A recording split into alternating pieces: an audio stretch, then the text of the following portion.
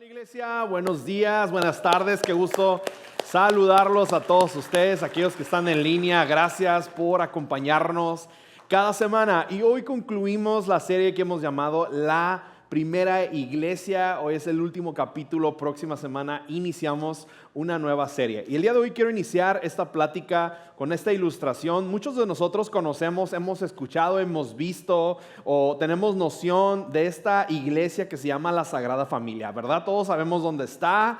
Está en la ciudad donde tiene el mejor equipo del mundo, que es Barcelona, ¿verdad? Pero bueno, ahí en Barcelona está este lugar. Y está esta iglesia que se le llama la Sagrada Familia, que es una construcción que está en proceso. Es increíble pensar que alrededor de 140 años han pasado y esta construcción no se ha concluido. Podemos ver en la imágenes de sus primeras etapas de construcción, dibujos, y también podemos ver cómo se ve actualmente. Y es increíble pensar que al día de hoy esta iglesia no ha concluido. Gaudí empezó esto, Antoni Gaudí, en 1882, y la construcción se inició con escritos, con maquetas, con planos, de manera que iba a tener una trayectoria enorme, quizás que él no iba quizás a concluir ver, pero por la complejidad de esta construcción, de esta arquitectura. Ahora, pero en 1936 sucede algo. Fíjate, pasaron todos estos años y llega la Guerra Civil Española. Y cuando esto sucede, un grupo de la guerra causaron unos incendios y en esos incendios se quemaron muchos de los planos, las maquetas, la historia y muchas cosas que Gaudí tenía para concluir este edificio. Y a través de los años, muchos arquitectos, ingenieros han depositado su tiempo, su talento y sus recursos para poder recrear y continuar esta obra en proceso que aún no ha concluido. De hecho, proyectaron que por ahí del 2026 iban a quizás ya concluir la obra y decir ya está terminada. Pero años antes sucedió algo que a todos nos afectó, que fue COVID. Llegó COVID y retrasó toda la obra. Dijeron, no, esto va a estar, pero no sabemos cuándo. Calculan que por ahí del 2030, quizás en esa década, van a quizás concluir lo que es la obra, ¿no? ¿Cómo puedes construir una obra que no tiene planos? ¿Cómo puedes construir o terminar una obra que está en proceso y que inclusive el arquitecto ya ni siquiera está con vida? O sea, ¿cómo poder hacer esto, no? Y ellos lo que han encontrado es muchas maquetas de yeso que pueden quizás entender más o menos cómo pueden terminar la obra. De hecho, algo que tuvieron que hacer a través de la tecnología es estudiar el conocimiento de Gaudí, cómo él pensaba, cómo él unía las cosas entre el cielo y la tierra, cómo su pasión por lo que construía. Han hecho maquetas, han hecho geometrías naturales, como lo que él construía, se llaman hiperboloides, paraboloides y helicoides. Nadie sabe qué es eso, ¿verdad? Pero se pueden ver en las ventanas, ¿verdad? Y la forma en cómo integraba el simbolismo del cristianismo dentro de la estructura y cómo su interés por la luz natural daba esta verticalidad de experiencia con la fe. Entonces, si tú estás dentro del lugar, puedes ver cómo la luz del espacio es tan importante, la luz del sol, cuando va penetrando todas las ventanas de las luces, los colores, va dando una expresión de la belleza de la fe, de cómo la belleza de la fe en Cristo Jesús, de Dios, puede ser expresada con el simple hecho de estar dentro y presenciar este maravilloso momento cuando la luz empieza a golpear el edificio por diferentes espacios, ¿no? En este momento están continuando recreando cómo Gaudí pensaba, cómo quizás se iba a ver esta imagen al final del día. Han continuado las construcciones, pero aquí está el detalle: la iglesia quizás se va a terminar de construir muy pronto, en un par de años más, pero el arquitecto que la inició no va a poder presenciar el producto final.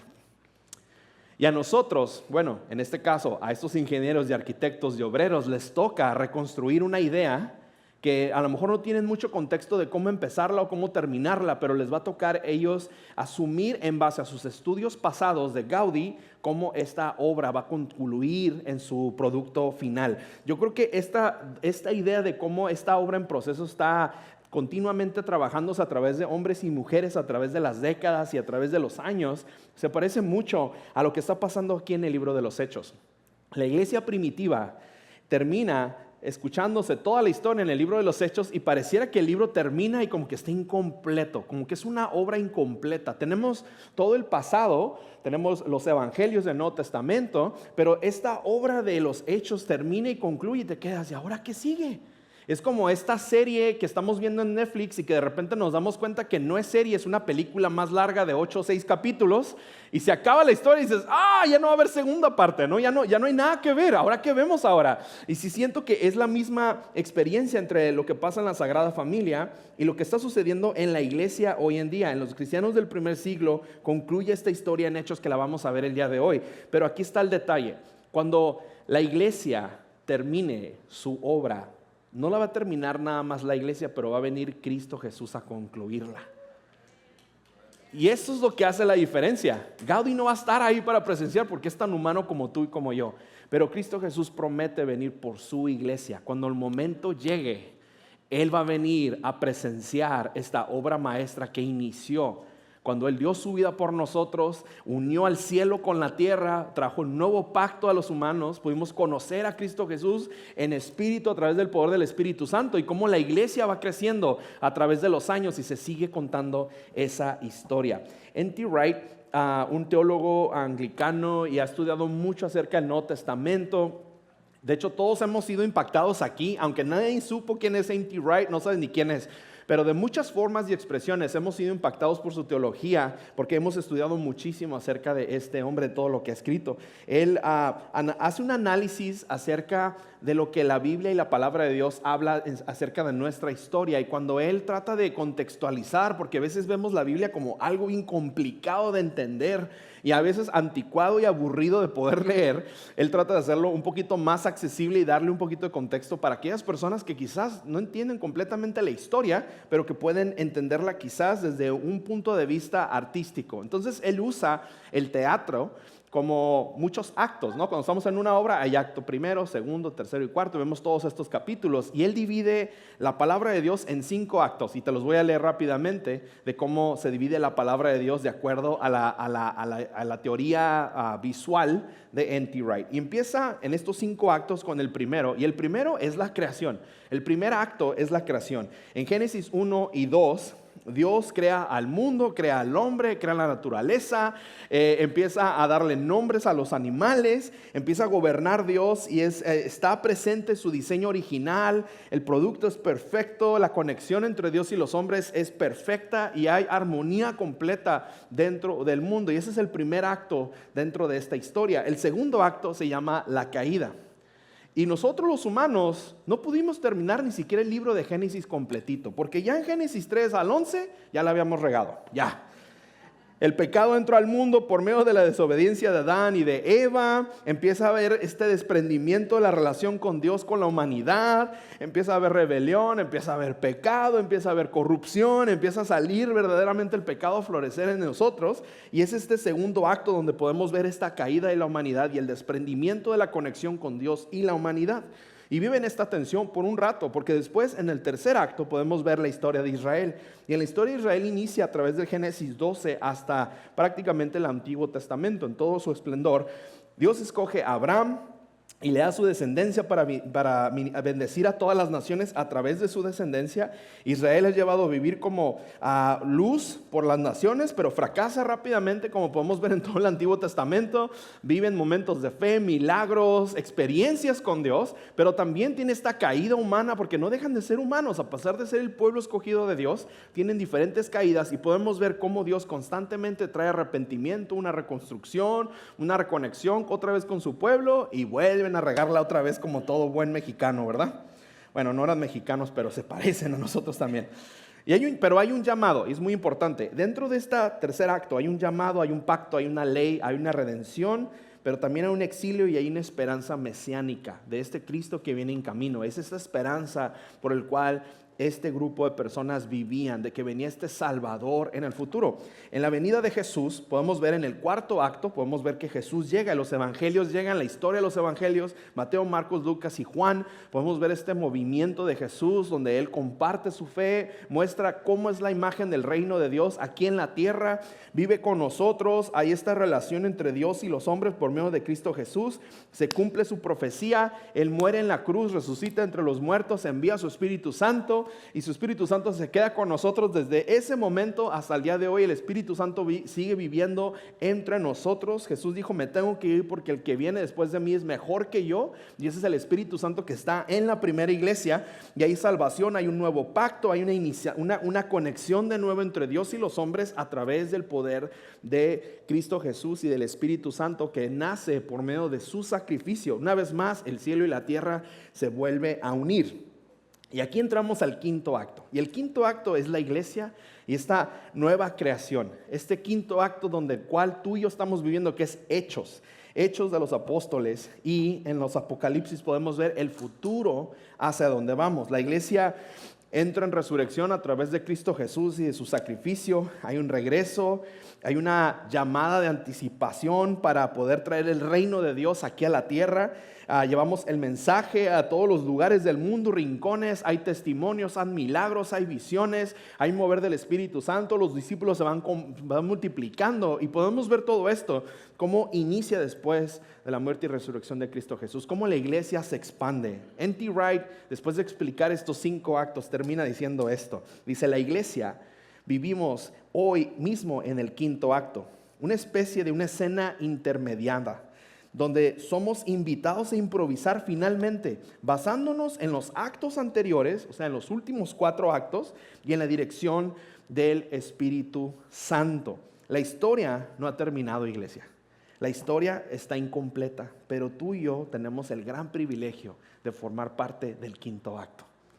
Nosotros como iglesia estamos viviendo ese quinto acto que no se ha concluido, que no ha terminado. No tenemos quizás los planos o no tenemos todos los elementos, pero tenemos toda la palabra de Dios, la experiencia de Jesús aquí en la tierra para nosotros vivir mejor en este quinto acto como debemos de hacer. En Gaudí no podían tener quizás los planos exactos, pero tenían la historia de las otras piezas de arte, las otras construcciones, pueden conocer un poquito de su línea de pensamiento que Gaudí tenía en base a su arte, y quizás eso les va a ayudar a los arquitectos e ingenieros a través de la tecnología a reconstruir la Sagrada Familia. Y pues bueno, Gaudí no va a poder ver el final, pero vamos a poder presenciar de lo que pudo haber sido. En cambio, nosotros tenemos toda la palabra de Dios, tenemos los milagros, los momentos de fe, la historia de David, de Abraham, Moisés, David, Isaías, sus profecías, la historia de Jesús dentro de su palabra al día de hoy, el movimiento de los discípulos que hicieron en este quinto acto del primer mover de la iglesia, los cristianos del primer siglo.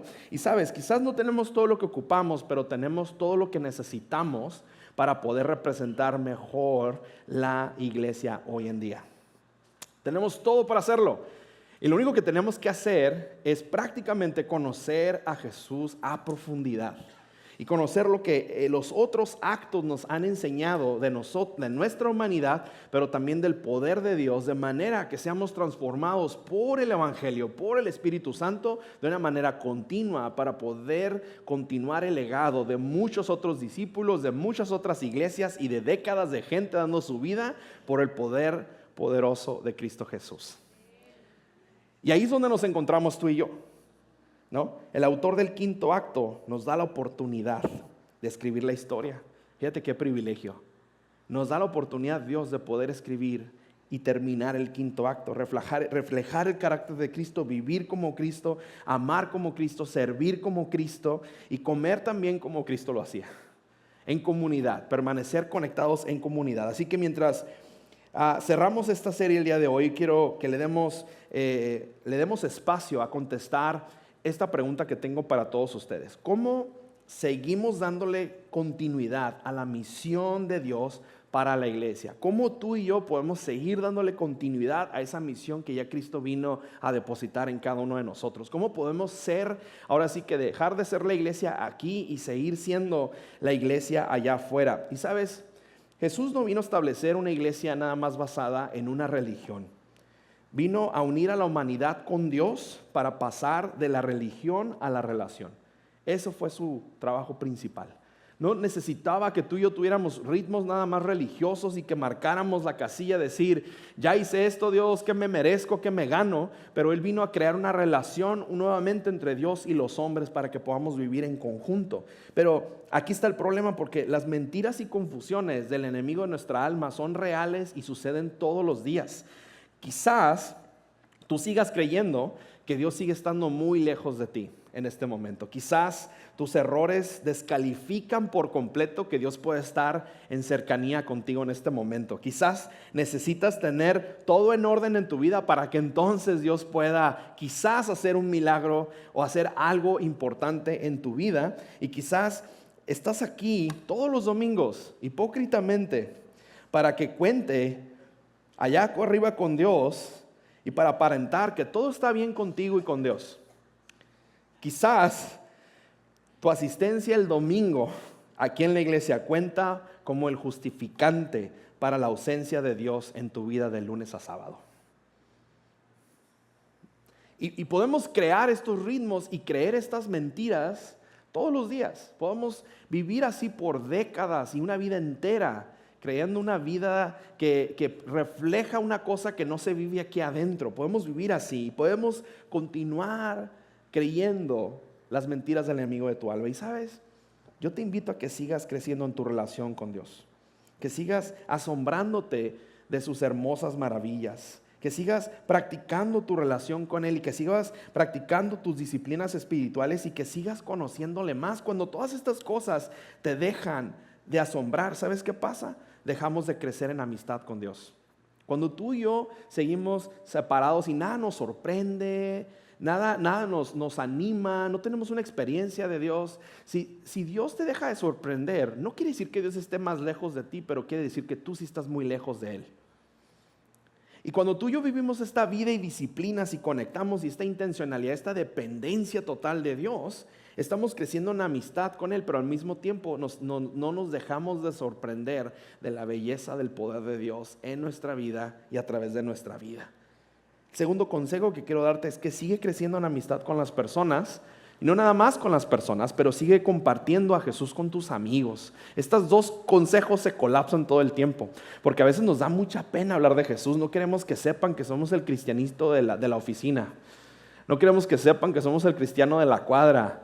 No queremos que sepan, o que no sepan nuestra agenda en la semana que venimos aquí a la iglesia. Nos da pena simplemente decir que somos cristianos, no porque no sea penoso ser cristianos, sino por la vida que llevamos todos los días y que no estamos dispuestos a cambiar, porque es nuestra identidad que nosotros mismos hemos construido.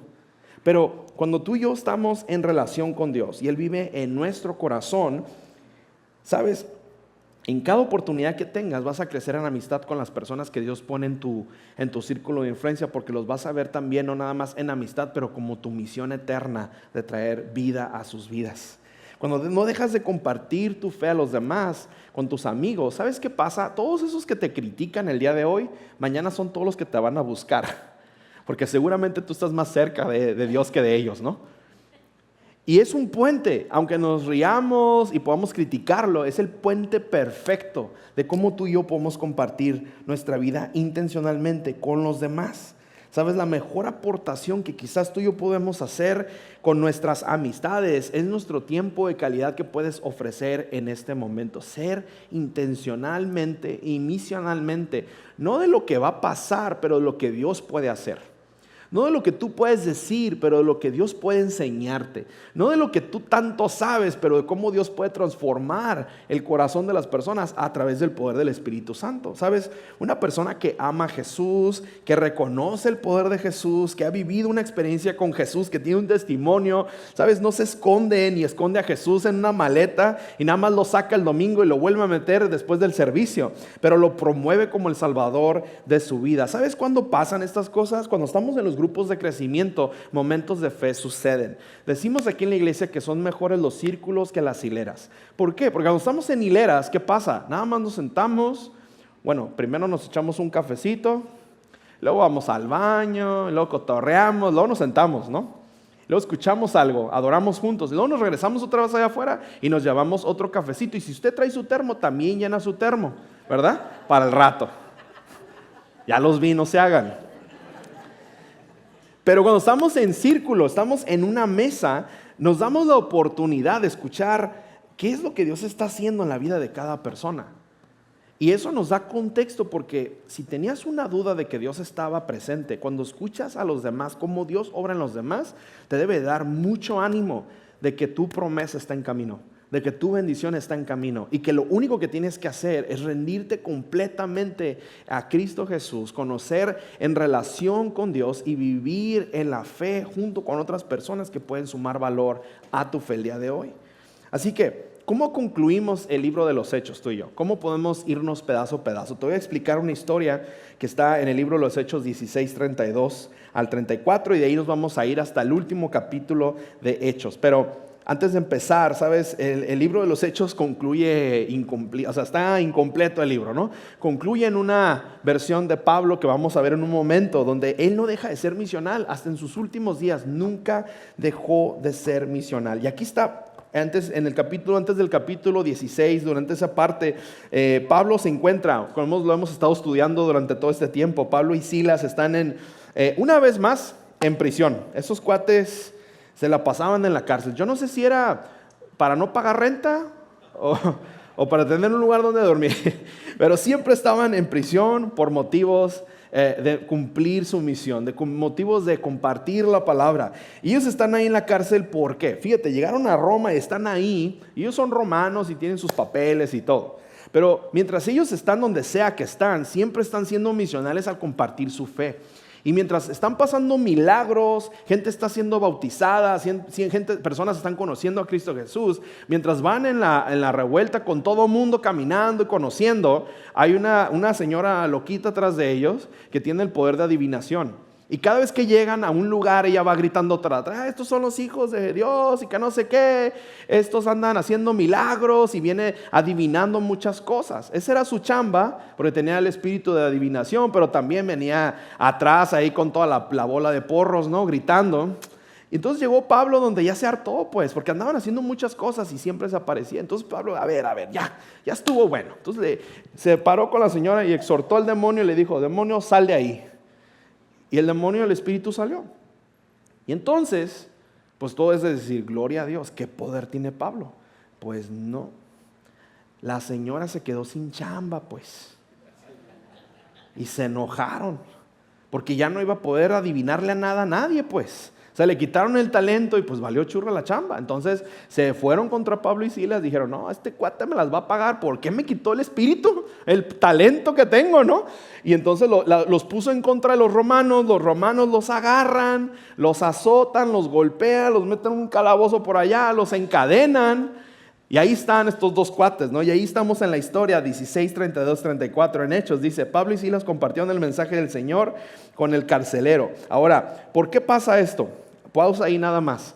Cuando están ellos en la cárcel, encadenados en ese calabozo, ¿por qué compartieron el mensaje con el carcelero? ¿Sabes por qué? Porque en ese momento están en la cárcel y empiezan a hacer Pablo y Silas lo que mejor saben hacer. En medio de la noche empiezan a adorar a Dios y a orar.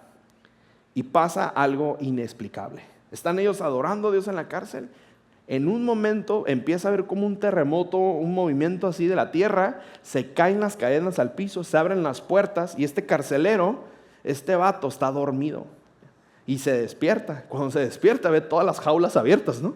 Y dice, ya se fueron todos y no me di cuenta, voy a perder mi vida. Entonces mejor, en vez de que me maten a mí, yo me voy a quitar la vida en este momento. Y agarra la espada y antes de darse cuello, Pablo lo ve y lo detiene. No tienes que hacer eso, espérate. Y lo convence y habla con él, ¿no? Tranquilo, aquí estamos. Y le explica qué pasa, ¿no? Entonces, este milagro que nada más ellos que estaban ahí podían explicar qué estaba pasando, el carcelero no entendía, pero entonces, después de que pasa esto, es donde llegamos aquí al 16. Pablo y Silas empiezan a compartir del mensaje del Señor con el carcelero y con todos los que estaban en su casa. O sea, después de ahí se fueron, los saca de ahí, Le comparten al carcelero, el carcelero se va a su casa con ellos y después, cuando todavía era de noche, el carcelero llevó a Pablo y a Silas a otro lugar y les lavó las heridas. Y luego Pablo y Silas bautizaron al carcelero y a toda su familia, y el carcelero los llevó de nuevo a su casa y les dio de comer, y su familia estaban muy felices de haber creído en Dios. Sin importar las circunstancias, los hijos de Dios adoramos a Dios en todo momento. Sin importar las circunstancias, los hijos de Dios también no nos dejamos llevar por los momentos, pero somos intencionales porque toda ocasión es una oportunidad para compartir a Cristo Jesús. No dejamos de ser misionales. ¿Por qué? Porque el llamado de Dios está en nosotros y nos ha transformado de una manera profunda a cada uno de nosotros. Pablo, más adelante, sigue su trayecto, sale de ahí y llega a Atenas en Grecia. ¿Y sabes qué pasa en Grecia? Pues que aquí es el epicentro de la filosofía, del conocimiento. Tienen un anfiteatro de piedra hermoso, donde ahí comparten filosofías y comparten un chorro de cosas, conceptos, mitología, ideas. Pero llegan ahí y Pablo ve cómo está la cosa, ¿no? Y cada quien se para y dice algo y debaten y dice, pues yo me la voy a aventar, Silas, ¿cómo ves? Aguanta, Pablo, acabamos de salir de la cárcel. No, pero yo sé hablar su idioma. Y se arma de valor, hace fila Pablo, y cuando le toca le dan el micrófono. Bueno, yo tengo algo que decir. Yo les voy a hablar, yo sé que ustedes tienen dioses por todos lados, ¿no? Pero yo les voy a hablar acerca de un Dios que vive y que todavía no conocen. Y ahí está Pablo, y comparte el mensaje. Y comparte todo lo que tiene que decir. Y mira lo que pasa. Hechos 17, del 32 al 34. Cuando la gente oyó que Jesús había muerto y resucitado, algunos comenzaron a burlarse de Pablo, pero otros dijeron, mejor hablamos de eso otro día. Pablo salió de ahí, pero algunos creyeron en Jesús y se fueron con Pablo.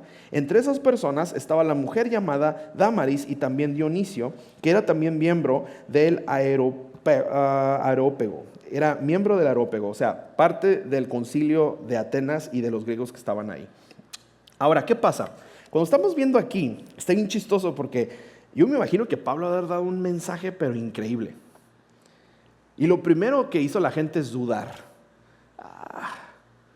¿Quién se muere y quién resucita? Empieza a dudar la gente. Y otros dicen, no, qué flojera, la neta. ¿Por qué no hablamos de eso en otro momento? Pero muy poquitos escuchan y se parece mucho a lo que pasa en la iglesia. Es en serio. Algunos escuchan y creen el mensaje el domingo, pero muchos otros no lo creen. Vienen el domingo nomás por el café y está bien. Y el aire acondicionado en el verano. Otros escuchan el mensaje, pero les da pereza hacer cambios, o les da miedo, o no tienen toda la certeza de cómo hacerlo. Pero muchos otros, algunos entienden el mensaje y dicen, ¿sabes qué? Ese mensaje es para mí. Y no es necesariamente por la persona que lo comparte, pero cómo el evangelio de la palabra de Dios transforma y toca los corazones. Eso es el poder del Espíritu Santo.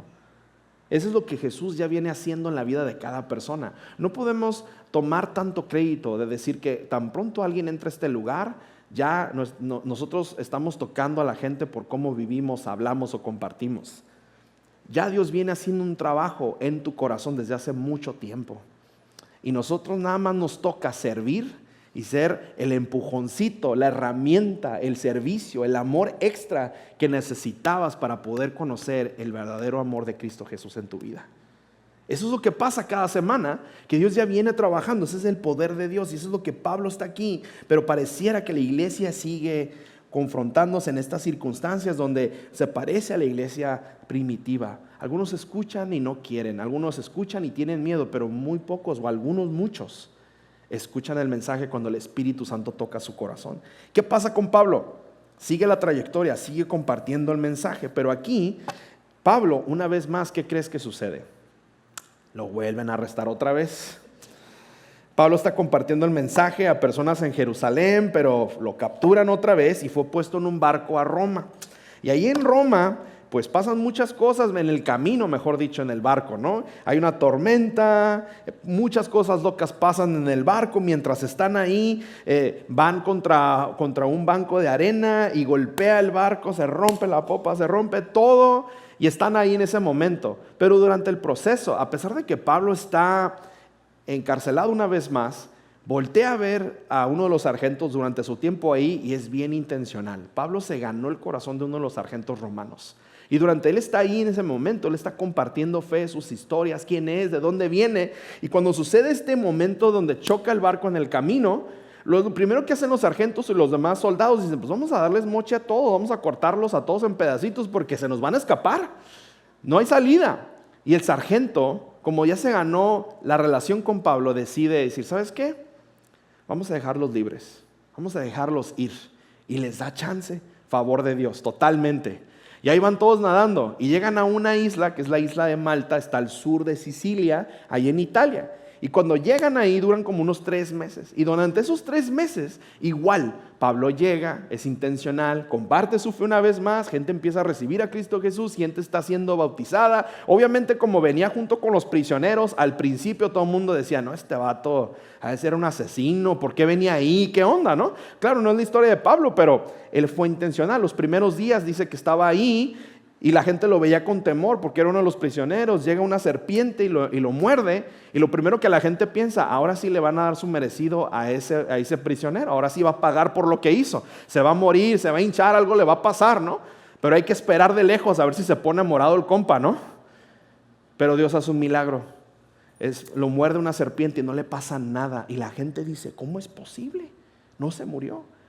Y Dios le da favor una vez más a Pablo y Pablo empieza a compartir a Jesús y Jesús está en todo lo que él dice y en todo lo que él hace. Pero una vez más, pasan 3 meses y va en camino y después de esos 3 meses vuelve a salir otro barco y ese barco sí va a Roma y se suben en el barco. Una vez más en Roma, Pablo vuelve a ser encarcelado por enésima vez llegando a Roma. Pero esta vez fue diferente, esta vez fue más fresón la cosa. Le dan arresto domiciliario. Y en Roma lo meten en un departamento, tiene su depa ahí, él tiene que pagar la renta, tiene que ver por sus propios intereses, pero él está arrestado ahí y está en Roma.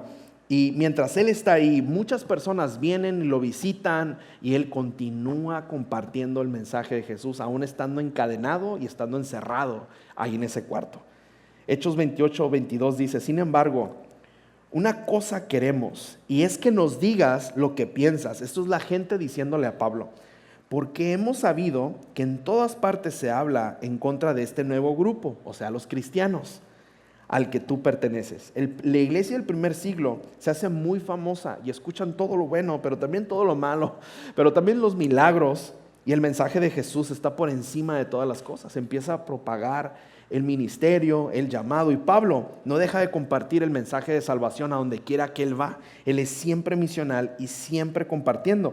Pasan 2 años y Pablo sigue en arresto domiciliario y él está ahí, pero ahí es donde termina prácticamente el libro. Él sigue haciendo lo que le toca hacer. Hechos 28, 30, 31 dice, Pablo se quedó a vivir 2 años en la casa que había alquilado y ahí recibía a todas las personas que querían visitarlo. Nunca tuvo miedo de hablar del reino de Dios ni de enseñar acerca del Señor Jesús, el Mesías, y nadie se atrevió a impedírselo. Así terminó este libro, de los libros de los Hechos y las escrituras de Hechos, pero la buena noticia es que esta historia no ha terminado. Concluye con Pablo de esta manera. Pablo fue tan misional con su vida, en cada momento aprovechó para compartir de su testimonio a otras personas, porque sabía y conocía el poder de eternidad y de salvación y el mensaje que tenía, que era el mensaje más poderoso que un hombre puede otorgar a otra persona, que es el mensaje de Cristo Jesús. Y cuando esto está dentro de nuestros genes y dentro de nuestro ser y dentro de nuestro propósito, cuando tú y yo tenemos un encuentro con Jesús, no podemos parar la historia ahí. Tenemos que continuar siendo misionales en agradecimiento por encima de las circunstancias, del dolor que otra persona puede causarte, de los traumas que sigues viviendo o de todo eso. Si tienes todas esas cosas, hey, vaya con el psicólogo, pida consejo, sane, porque el mensaje que tú tienes es mucho más importante que cualquier otra cosa. Nuestra ancla, nuestra fe, nuestro amor está alineado hacia arriba en Cristo Jesús, no hacia de lado a lado donde estamos los seres humanos. El mensaje por encima de las circunstancias debe de ser mucho más grande. Abre tu corazón, abre tu compasión, ama al Señor Jesús, porque yo estoy seguro que tu historia de fe es precisamente lo que alguien necesita escuchar el día de hoy para poder recibir la transformación de Cristo Jesús que tú ya recibiste inmerecidamente cuando Él se encontró contigo. Sabes, la iglesia no termina ahí cronológicamente. Después de Pablo, después del libro de los Hechos, el libro se termina escribiendo. En el año 80 después de Cristo, el cristianismo se extiende a Francia, llega a Túnez. Después de ahí, al año 100 después de Cristo, se registran los primeros cristianos en Argelia, en Sri Lanka. Después, en el 328, había iglesias por Portugal, por Marruecos, por Austria, por Suiza, por Bélgica, por Etiopía. En el 595 el evangelio se esparce por toda Inglaterra y se dice que por ahí 10,000 personas fueron salvas y dieron su vida y fueron bautizadas en ese año. Eventualmente en el 635 los primeros cristianos llegan por primera vez a China. Después en los 900 hay iglesias en Islandia y en Noruega y el evangelio sigue creciendo y compartiéndose de estado, de país, de ciudad, de calle, de colonia, de lugar en lugar. En el 1490 y como por ahí de los 1500 vemos que la iglesia llega a África, en el Congo, Angola y Kenia. En el 521 la iglesia llega por primera vez a Filipinas. Y después en el 1531 llegó al país más hermoso de todo el mundo, que es México. En 1550 la iglesia nace en Brasil. Y ha habido un movimiento constante de iglesias a partir de ese momento, ¿no? Podemos ver este mover de Dios a principios de los 1700, un gran avivamiento también aquí en América, en Canadá. Entre los 1700 y los 1800 nacen muchas iglesias y ahí es donde empieza el movimiento de las denominaciones, de todas las expresiones distintas de iglesias, pero todas compartiendo a Cristo Jesús, todas compartiendo el evangelio a su forma, a su manera y estilos, ¿no? Necesitamos todo tipo de iglesias para alcanzar a todo tipo de gente. Y esto sigue pasando. En el 1991, por ahí del 91, a un grupo de familias se les ocurre juntarse, no muy lejos, aquí en Bonita, California. Y dicen, ¿sabes qué? Vamos a compartir el evangelio y vamos a crecer en nuestra fe. Y de esa casa del 1991, en el 93, nace por primera vez lo que se le puede llamar oficialmente East Lake Church, esta iglesia. Y empiezan... ¿Puedes dar un aplauso a eso? Claro que sí. En el 93 empieza East Lake Church, en East Lake High School se empiezan a reunir en el gimnasio y por ahí del 15 de septiembre del 2001 se inaugura este auditorio por primera vez. No había otra construcción más que esta. Entonces de East Lake High School dicen en el 15 de septiembre nos vamos a venir para acá. Qué bonita fecha, es el mero día de la independencia, ¿verdad? Bueno, es el 16 pues, pero lo celebramos el 15. ¿Y qué pasa? Pero es 2001, iglesia. Días antes fue el ataque a las Torres Gemelas. Y la gente pensó que Cristo ya venía, que venían momentos importantes, quizás una tercera guerra mundial. Y lo que ellos creyeron que este edificio iba a crecer gradualmente a través de los años, desde el primer domingo que se inauguró, se retacó este lugar de gente buscando esperanza y el mensaje de Cristo Jesús. Fue precisamente aquí donde tú y yo nos encontramos. Para el 2007 se construye el otro edificio que tenemos aquí al lado, el otro auditorio, y empieza East Lake Church a crecer y a crecer y a crecer. Y después del 2010 al 2021, el Community Church Movement, que es la familia de iglesias a las que todos pertenecemos, empieza a crecer. Se planta iglesia, por ejemplo, la iglesia de Imperial Beach, la iglesia de Venice Beach, la iglesia de Playas en Tijuana, la iglesia de Torrey Pines. En el 2019 lanzamos Iglesia Isla, que es esta iglesia que estamos aquí. Un fuerte aplauso a eso, ¿cómo no?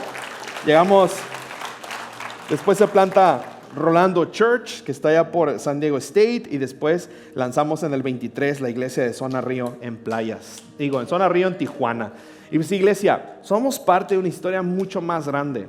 Si puedes dar cuenta el esfuerzo de muchos, la fe de muchas personas a través de las décadas y generaciones han compartido el mismo mensaje de salvación que hoy tú tienes en tu corazón.